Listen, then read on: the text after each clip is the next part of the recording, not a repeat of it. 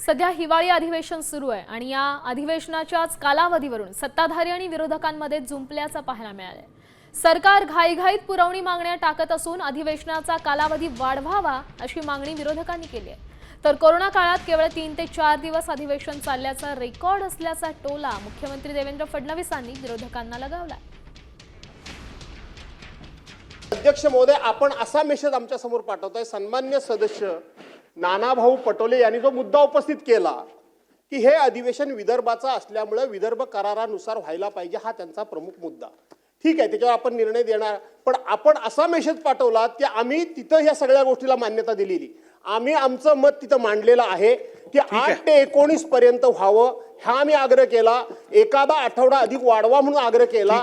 निर्णय झाला इथपर्यंत ठीक आहे, परंतु तुम्ही आमच्याबद्दल संशयाचं वातावरण निर्माण करू नये असं मला म्हणायचं। ठीक आहे सर, मला असं वाटतं अध्यक्ष महाराज की आपण आज पुरवणी मागण्या हे पण सादर करून म्हणजे आज मांडलेलं जायचं अध्यक्ष महाराज, आणि सगळे बिलं पण आहे।